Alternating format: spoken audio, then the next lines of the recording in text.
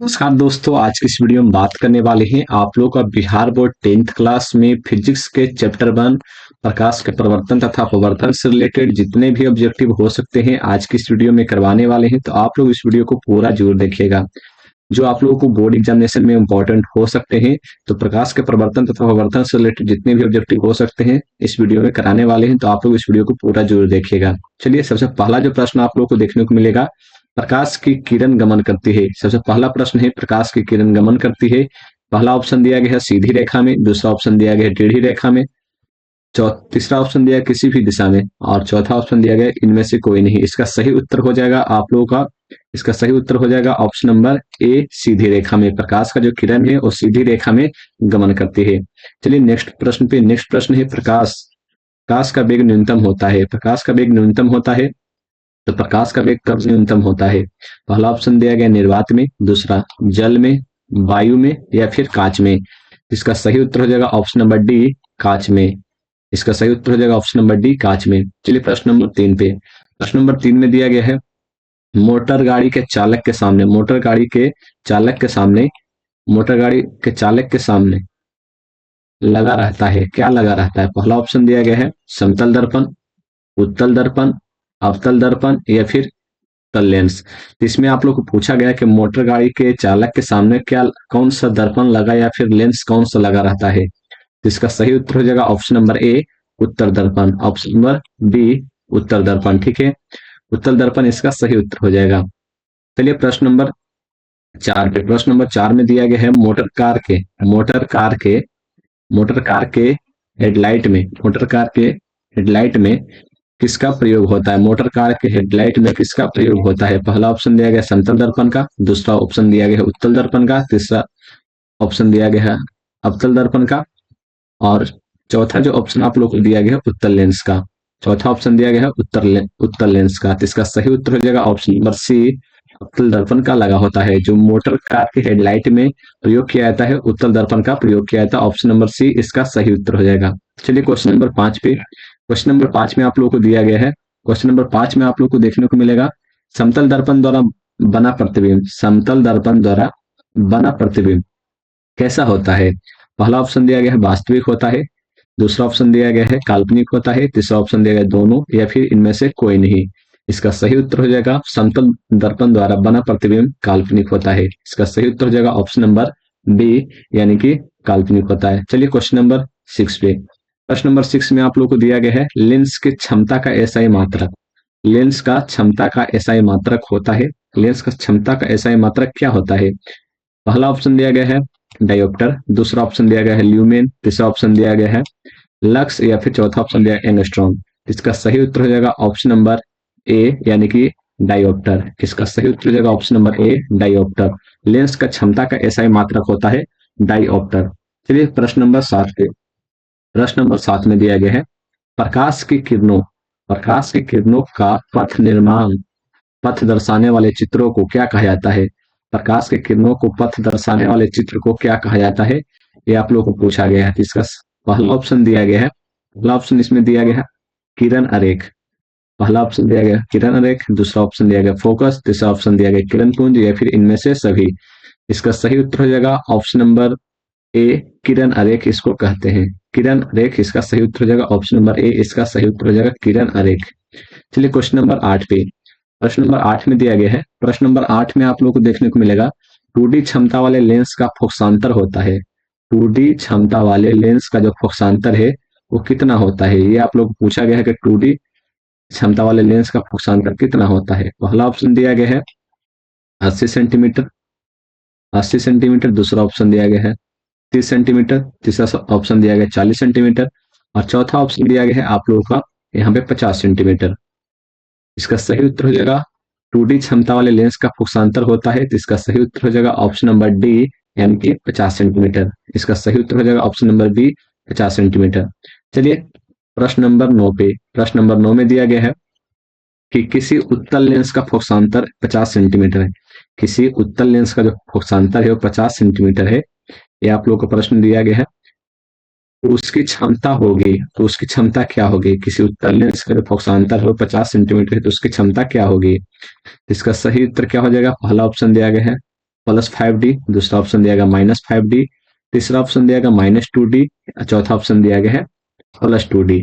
तो इसका सही उत्तर हो जाएगा ऑप्शन नंबर डी, +2d। तो ये किस प्रकार से निकाला गया है, तो यहाँ पर आप लोग जानते हैं कि p बराबर जो होता है, p बराबर यहाँ पर जो होता है आप लोग का इक्वल टू 1/f होता है, 1/f होता है। और यहाँ पर आप लोग का जो फोकसांतर है 50 सेंटीमीटर दिया गया है, और यहाँ पर लेंस का आप लोग का क्षमता निकालने के लिए बोला गया था। ठीक है, तो यहाँ पर जो हो जाएगा p इक्वल टू हो जाएगा 1/50,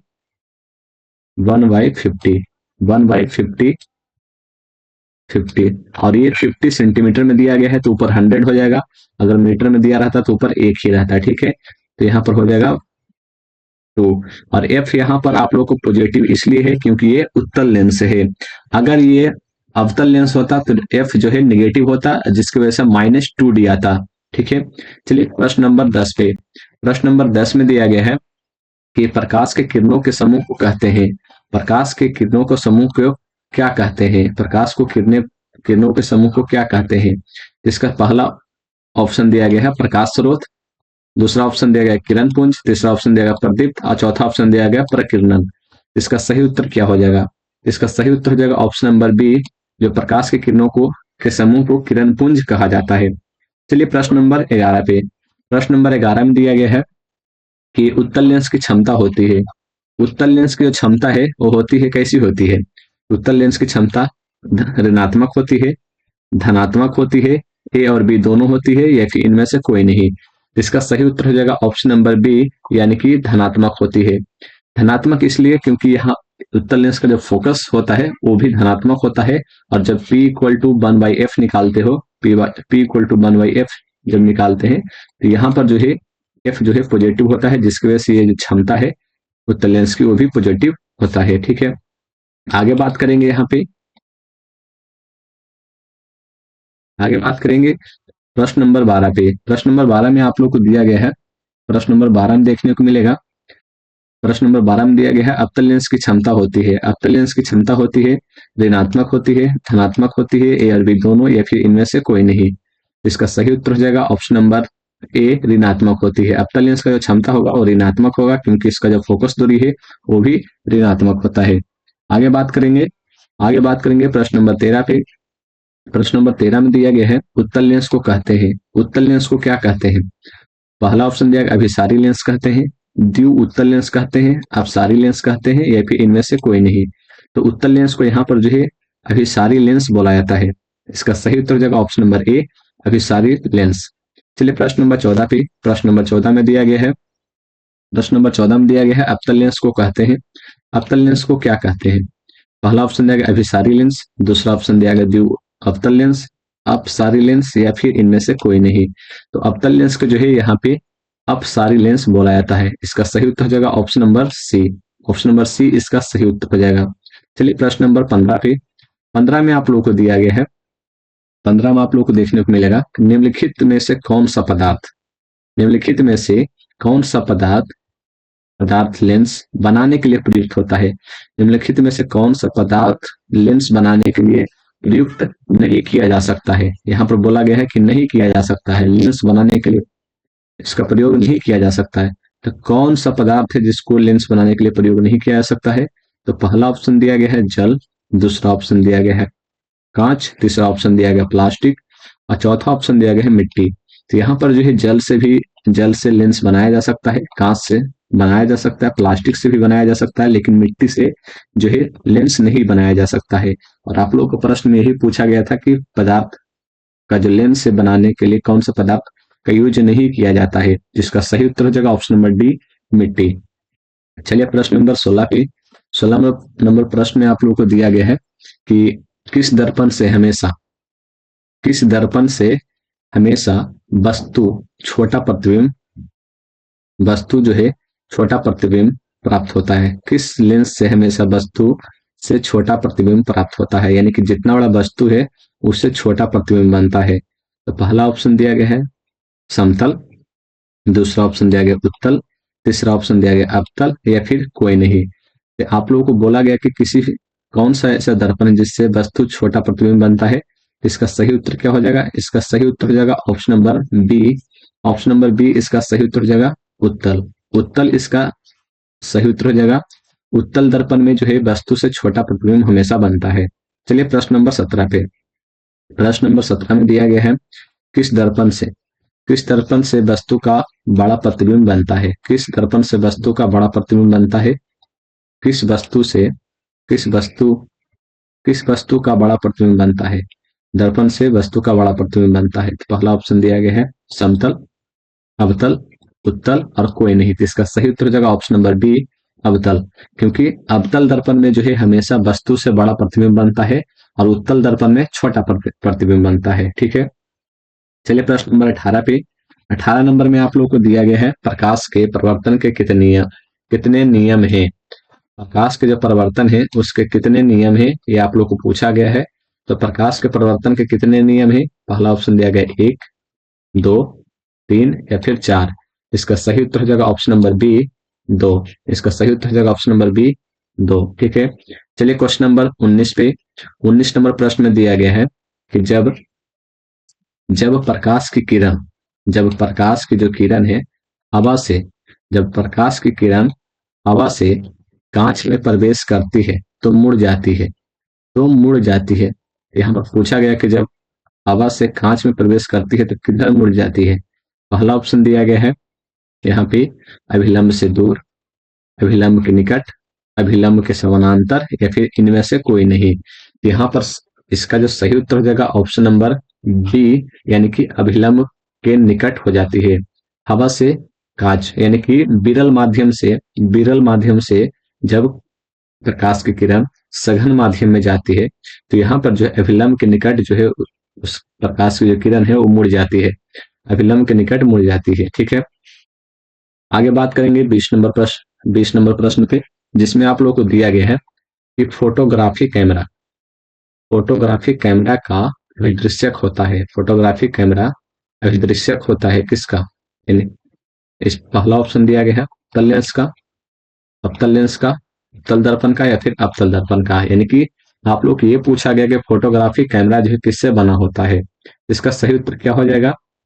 इसका सही उत्तर हो जाएगा उत्तल लेंस का बना होता है। ठीक है, इसका सही उत्तर हो जाएगा उत्तल लेंस। ऑप्शन नंबर ए इसका सही उत्तर हो जाएगा। चलिए 21 नंबर प्रश्न पे। 21 नंबर प्रश्न में दिया गया है कि साइड मिरर के रूप में प्रयुक्त होता है। साइड मिरर के रूप में प्रयुक्त होता है कौन सा दर्पण या फिर लेंस जो है प्रयुक्त होता है साइड मिरर के रूप में, ये आप लोगों को बताया गया है। जिसमें पहला ऑप्शन दिया गया है अवतल दर्पण, उत्तल दर्पण, उत्तल लेंस या फिर प्रिज्म। इसका सही उत्तर हो जाएगा ऑप्शन नंबर बी अवतल सॉरी सॉरी उत्तल दर्पण। इसका सही उत्तर हो जाएगा ऑप्शन नंबर बी उत्तल दर्पण। चलिए प्रश्न नंबर 22 पे। 22 नंबर प्रश्न में आप लोगों को मेंशन किया गया है कि एक अवतल दर्पण की फोकस दूरी एक अवतल दर्पण की फोकस दूरी 10 सेंटीमीटर है तो उसकी वक्रता त्रिज्या होगी। ठीक है, ये आप लोगों को पूछा गया है। यहाँ पर आप लोगों को एक अवतल दर्पण की फोकस दूरी दिया गया है तो जिसका वक्रता त्रिज्या यहाँ पर पूछा जा रहा है।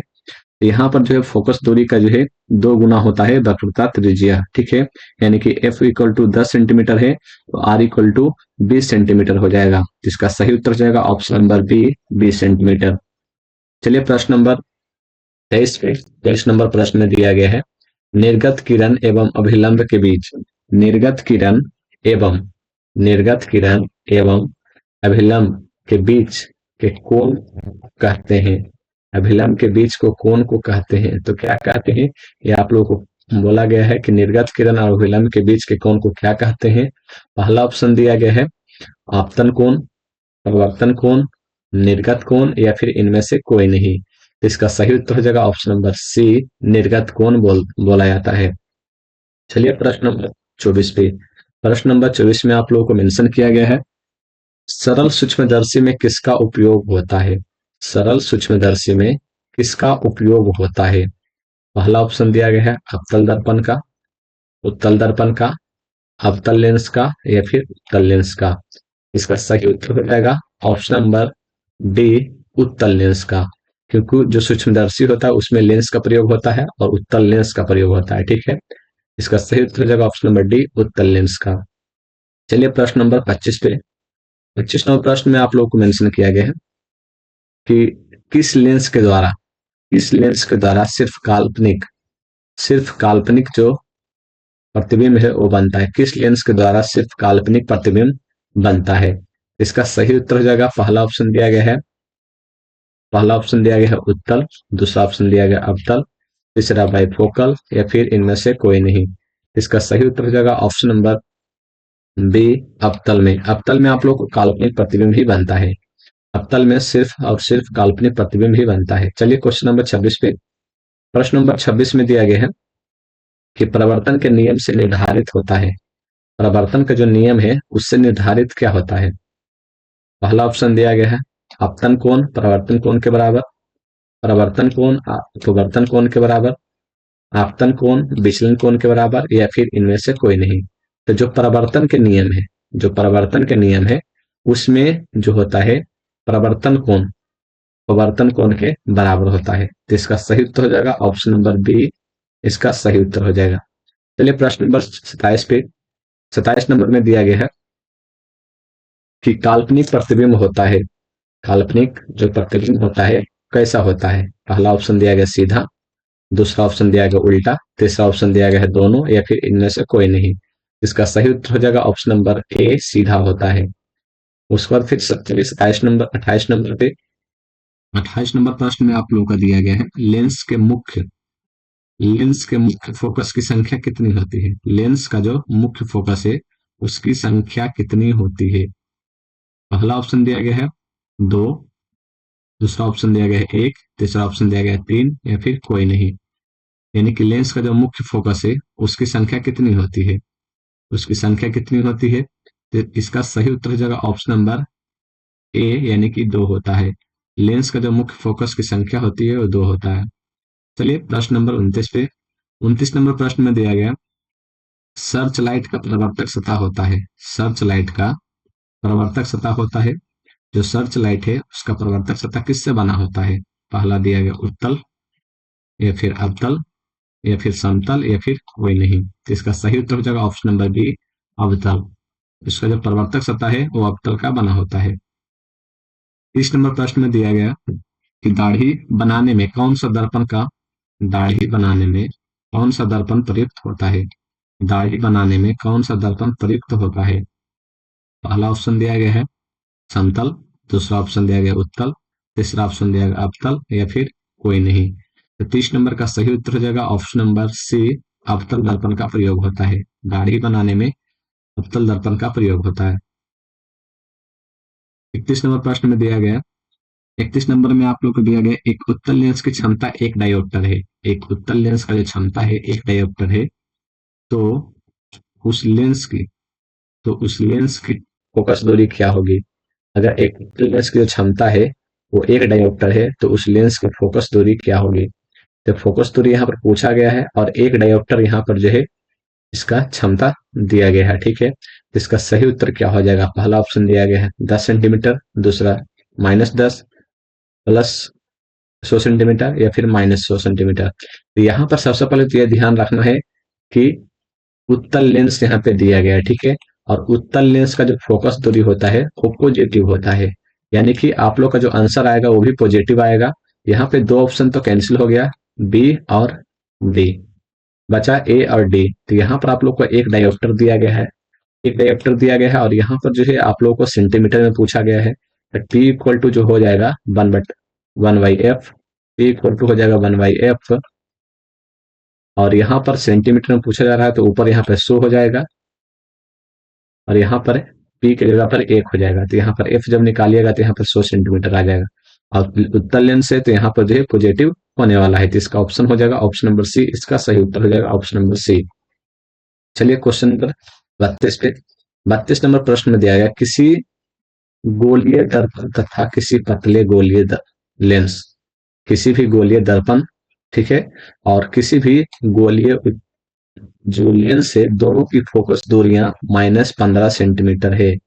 -15 सेंटीमीटर है। ठीक है, किसी भी गोलीय दर्पण या फिर किसी भी गोलीय लेंस का जो फोकस दूरी है -15 सेंटीमीटर है।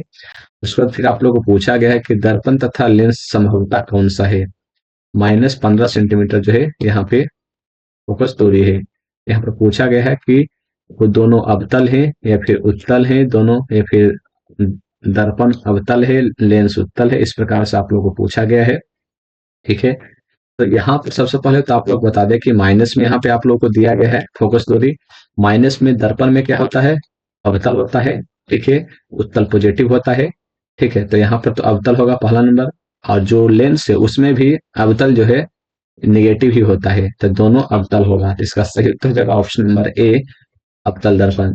दोनों जो है अवतल दर्पण होने वाला है, दोनों जो है अवतल होने वाला है। चलिए प्रश्न नंबर 33 पे, 33 नंबर में दिया गया है, 33 नंबर में दिया गया है प्रकाश के अपवर्तन के कितने नियम हैं। प्रकाश के अपवर्तन के कितने नियम हैं। पहला 1, दूसरा 2, तीसरा 3 या फिर 4। इसका सही उत्तर हो जाएगा ऑप्शन नंबर बी, यानी कि 2 है। चलिए प्रश्न नंबर 34 में, 34 नंबर में दिया गया किसी माध्यम के अपवर्तनांक का मान होता है।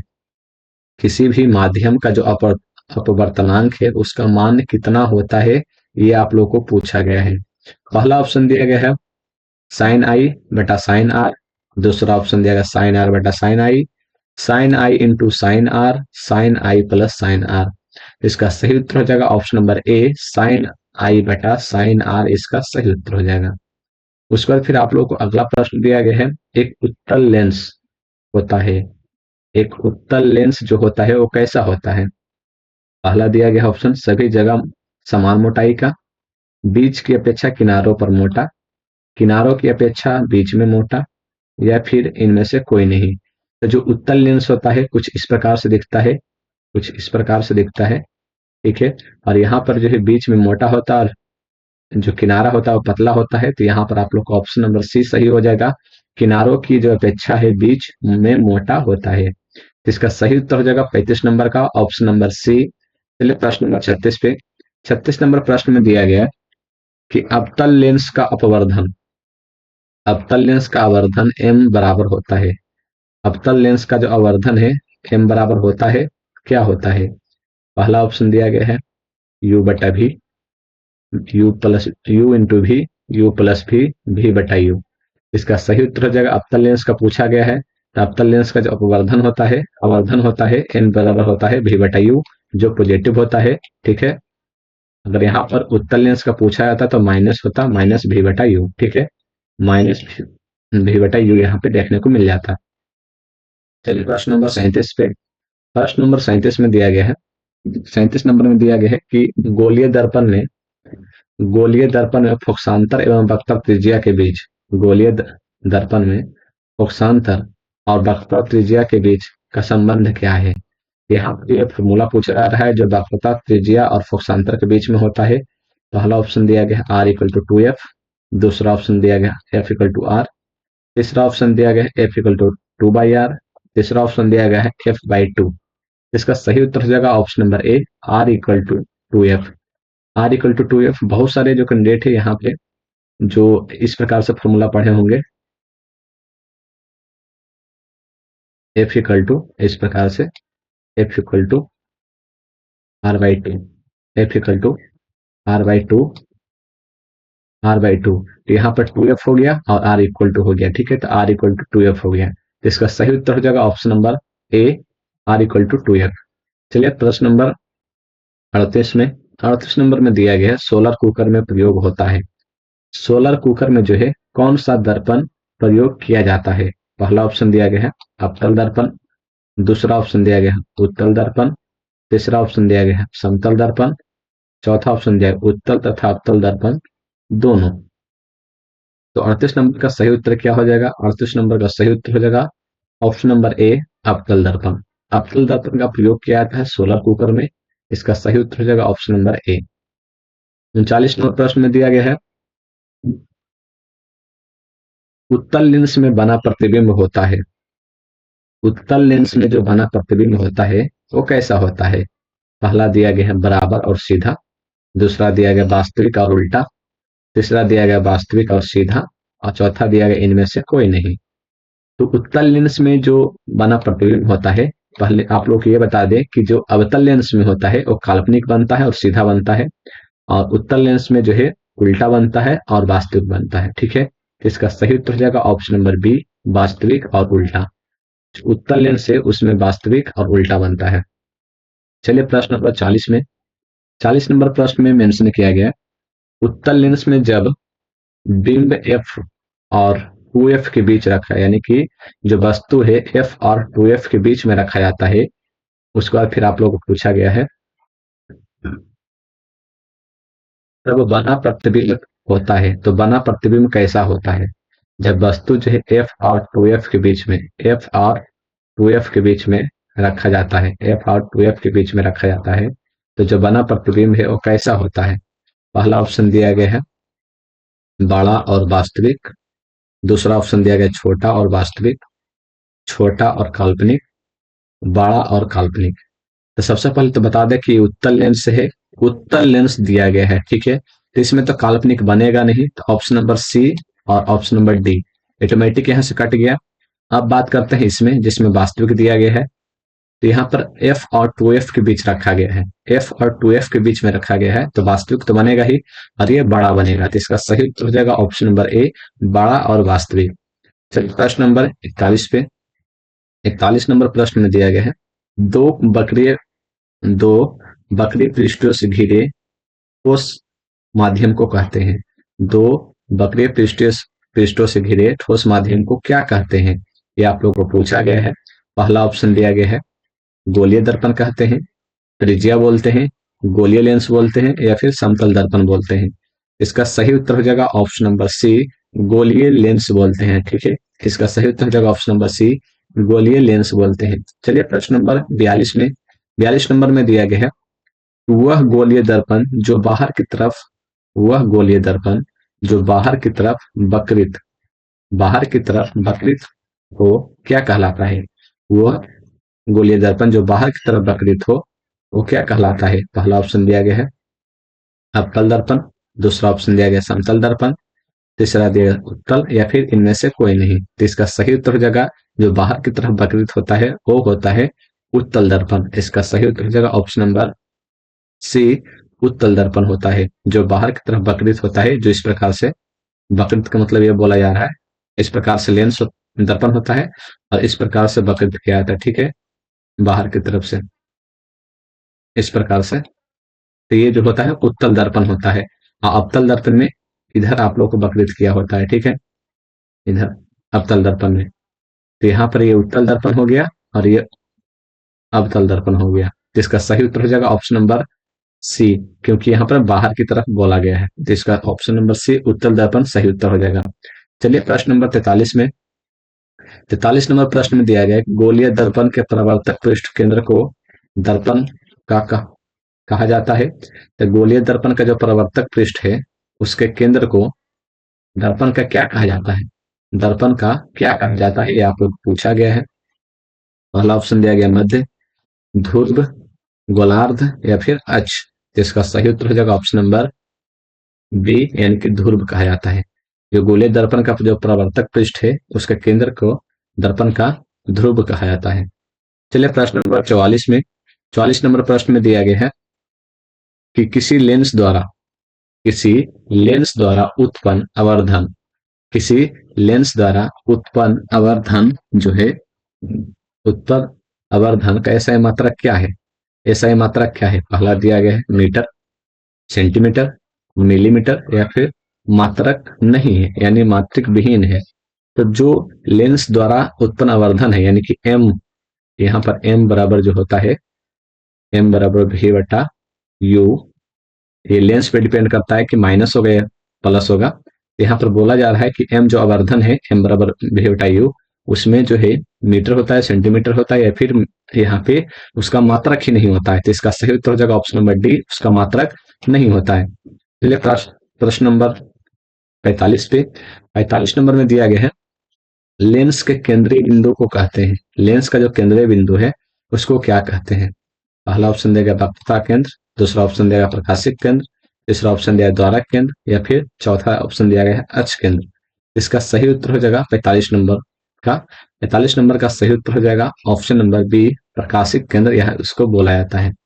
लेंस का जो केंद्रीय बिंदु है उसको प्रकाशिक केंद्र बोला जाता है। चलिए प्रश्न नंबर 46 पे, 46 नंबर प्रश्न में दिया गया, किसी शब्दकोश में, किसी भी शब्दकोश में पाए गए छोटे अक्षरों को पाए गए छोटे अक्षरों को पढ़ते समय आप निम्न में से कौन सा लेंस का प्रयोग करते हैं?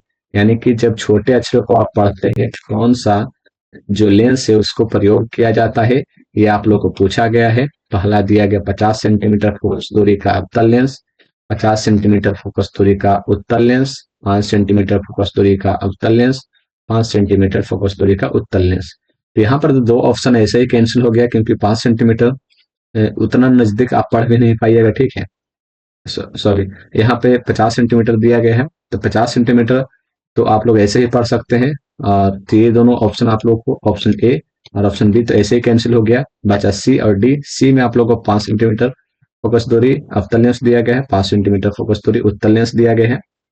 और जब आप लोग को नजदीक पढ़ना है तो आप लोग को उत्तल लेंस का प्रयोग किया जाता है, ठीक है।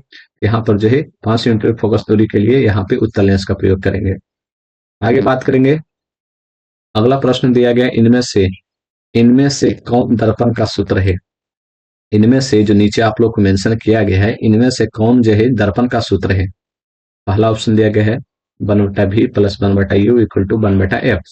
दूसरा ऑप्शन दिया गया है 1/u minus 1/f equal to 1/f। तीसरा ऑप्शन दिया गया है 1/f plus u/1 equal to 1/f। चौथा ऑप्शन दिया गया है v/1 1/u और इक्वल टू 1/f। इसका सही उत्तर हो जाएगा option number A, 1/v plus 1/u equal to 1/f। ये जो है दर्पण का सूत्र है, ठीक है। चलिए प्रश्न नंबर यहाँ पे 48 नंबर प्रश्न में दिया गया है कि गोलीय दर्पण का वक्रता केंद्र, गोलीय दर्पण का जो वक्रता केंद्र है, ठीक है, गोलीय दर्पण का जो वक्रता केंद्र है, वक्रता केंद्र किस अक्ष से निरूपित किया जाता है? किस अक्ष से निरूपित किया जाता है? पहला ऑप्शन दिया गया सी, दूसरा ऑप्शन दिया गया पी, ओ या फिर एफ। तो आप लोग बता दें, जो वक्ता केंद्र होता है उसको सेंटर बोलते हैं दर्पण का, तो यहाँ पर सी से निरूपित किया जाता है। ऑप्शन नंबर ए इसका सही उत्तर होगा।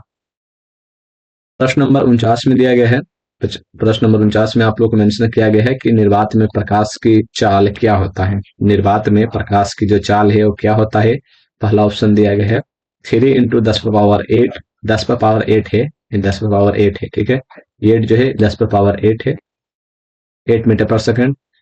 2 × 10⁻8 किलोमीटर पर सेकंड, 3 × 10⁻9 मीटर पर सेकंड, या फिर 3 × 10⁻11 110 मीटर पर सेकंड।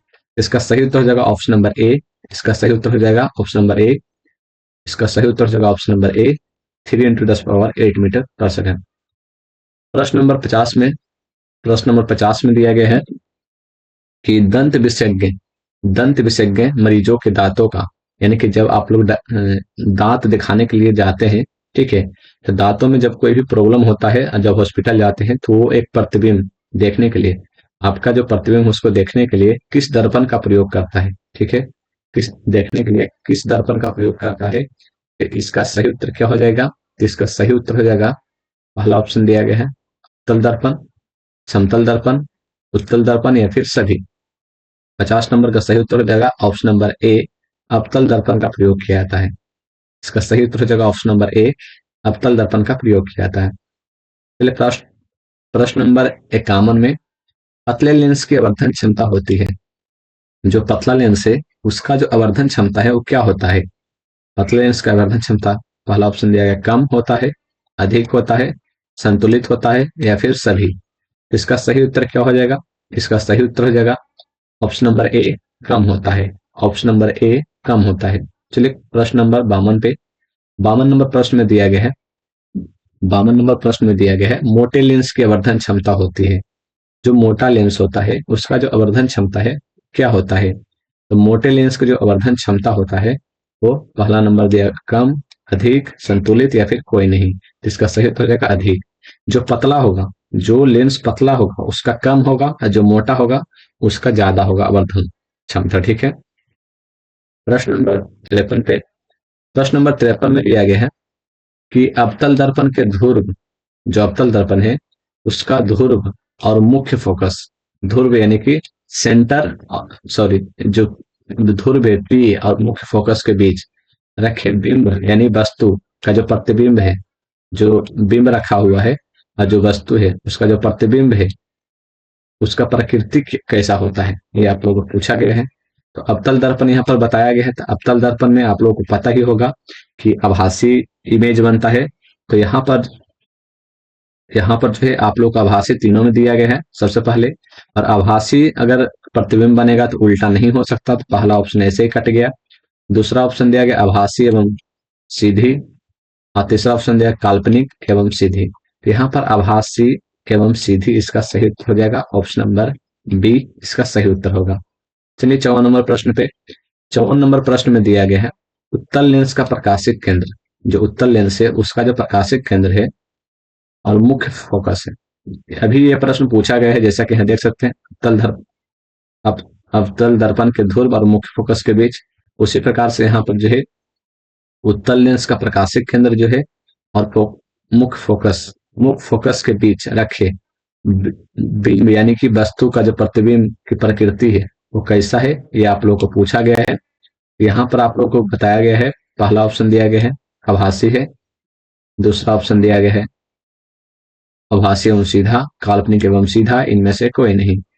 उत्तल लेंस में आप लोगों को बताया गया प्रकाशिक केंद्र और मुख्य फोकस के बीच में। तो इसका जो सही उत्तर हो जाएगा ऑप्शन नंबर बी, यानी कि आभासी और सीधा बनता है, आभासी और सीधा बनता है। चलिए प्रश्न नंबर 55 में। 55 नंबर प्रश्न में दिया गया है कि अवतल दर्पण के मुख्य फोकस पर रखे प्रतिबिंब, अवतल दर्पण का जो मुख्य फोकस है उस पर रखा गया प्रतिबिंब की स्थिति होती है। तो जो मुख्य फोकस पर रखा गया वस्तु है उसका जो प्रतिबिंब का स्थिति क्या होता है। तो मुख्य फोकस, जैसे अवतल दर्पण आप लोग बनाइएगा तो उसमें जो मुख्य फोकस पर अगर वस्तु रखेंगे तो उसका जो प्रतिबिंब बनेगा वो अनंत में बनेगा। इसका सही उत्तर हो जाएगा ऑप्शन नंबर सी, अनंत, अनंत पे बनेगा। ठीक है, अनंत पे, इसका सही उत्तर हो जाएगा ऑप्शन नंबर सी। चलिए प्रश्न क्वेश्चन नंबर 56 में। 56 नंबर प्रश्न में दिया गया है, 56 नंबर प्रश्न में दिया गया है कि उत्तल लेंस के मुख्य फोकस पर रखे प्रतिबिंब की स्थिति, उत्तल लेंस का जो मुख्य फोकस है, उत्तल लेंस का जो मुख्य फोकस है उस पर रखे प्रतिबिंब की स्थिति होती है, उस पर रखे प्रतिबिंब की जो स्थिति है वो क्या होती है। उत्तल लेंस का जो मुख्य फोकस है उस पर अगर कोई वस्तु रखा गया है तो उसका प्रतिबिंब कहाँ बनेगा। पहला ऑप्शन दिया गया है वक्रता केंद्र, फोकस एवं वक्रता केंद्र के बीच में, अनंत पे, या फिर ध्रुव एवं वक्रता केंद्र के बीच में। यहाँ पर उत्तल लेंस के फोकस दूरी पर रखा गया है, तो यहाँ पर जो इसका प्रतिबिंब बनेगा वो अनंत पर ही बनेगा। ठीक है, इसका सही उत्तर हो जाएगा ऑप्शन नंबर सी, अनंत पे। 57 नंबर प्रश्न में दिया गया है अवतल लेंस के मुख्य फोकस पर, अवतल लेंस के मुख्य फोकस पर रखे गए प्रतिबिंब की स्थिति होती है, की स्थिति होती है, यानी फोकस दूरी पर अगर कोई वस्तु रखा जाए तो उसकी स्थिति क्या होगी। पहला ऑप्शन दिया गया फोकस एवं वक्रता केंद्र के बीच में, प्रकाशिक केंद्र एवं फोकस के बीच में, ध्रुव एवं वक्रता केंद्र के बीच में, इनमें से कोई नहीं। इसका सही उत्तर हो जाएगा ऑप्शन नंबर बी, प्रकाशिक केंद्र और फोकस के बीच में, प्रकाशिक केंद्र और फोकस के बीच में। प्रश्न नंबर 58 पे चलिए। 58 नंबर प्रश्न में दिया गया है, 58 नंबर प्रश्न में देखने को मिलेगा अवतल लेंस के सामने, अवतल लेंस के सामने अनंत पर, अवतल लेंस के सामने अनंत पर रखा गया प्रतिबिंब, यानी कि अवतल लेंस के सामने अगर अनंत पर प्रतिबिंब को रखा जाए तो उसका जो इमेज है वो कहाँ पे बनेगा। तो अनंत पर रखेंगे तो उसका इमेज अवतल लेंस में यहाँ पे जो है फोकस दूरी पे बनेगा, फोकस पे बनेगा, और फोकस पे वस्तु रखेंगे तो अनंत पे बनेगा। ठीक है, इस प्रकार से होता है। आगे बात करेंगे 59 नंबर प्रश्न में। 59 नंबर प्रश्न में दिया गया है, 59 नंबर प्रश्न में आप लोग को दिया गया है कि अवतल दर्पण के सामने, अवतल दर्पण के सामने अनंत पर, अवतल दर्पण के सामने अनंत पर रखे बिंब का प्रतिबिंब की स्थिति होती है। इसका सही उत्तर हो जाएगा, जैसा कि हमने पहले ही बताया, सेम टू सेम दोनों क्वेश्चन है, फोकस पर इसका जो इमेज है वो बनने वाला है। 60 नंबर प्रश्न में दिया गया है उत्तल लेंस के प्रकाशिक केंद्र, उत्तल लेंस का जो प्रकाशिक केंद्र से गुजरने वाली, उत्तल लेंस का प्रकाशिक केंद्र से गुजरने वाली प्रकाश किरणें अपवर्तन के पश्चात, यानी कि उत्तल लेंस के ये प्रकाशिक केंद्र है, उससे गुजरने वाली प्रकाश की किरणें अपवर्तन के बाद, अपवर्तन के पश्चात या फिर बाद क्या होती है? विचलन के साथ निर्गत होती है, 7 रंगों में विभक्त होती है, बिना विचलन के निर्गत होती है, इनमें से कोई नहीं। तो 60 नंबर का इसका सही उत्तर हो जाएगा ऑप्शन नंबर डी, 7 रंगों में विभक्त हो जाती है। ठीक है, चलिए प्रश्न नंबर 61 में, जिसमें आप लोग बताया गया है कि मुख्य फोकस से गुजरने वाली प्रकाश किरण, मुख्य फोकस से गुजरने वाली प्रकाश किरण उत्तल लेंस से अपवर्तन के पश्चात, उत्तल लेंस से अपवर्तन के पश्चात, ठीक है, मुख्य फोकस से अगर कोई किरण गुजरे और उत्तल लेंस से अपवर्तन के पश्चात कहाँ जाती है? पहला ऑप्शन दिया गया मुख्य अक्ष के विपरीत जाती है, दूसरा ऑप्शन दिया निर्गत किरण के मुख्य अक्ष के समानांतर जाती है, मुख्य अक्ष से दूर जाती है, उसी पथ के अनुदिश वापस परिवर्तित हो जाती है। तो इसका सही उत्तर जगह ऑप्शन नंबर बी, निर्गत किरण मुख्य अक्ष के समानांतर जाती है, निर्गत किरण मुख्य अक्ष के समानांतर जाती है।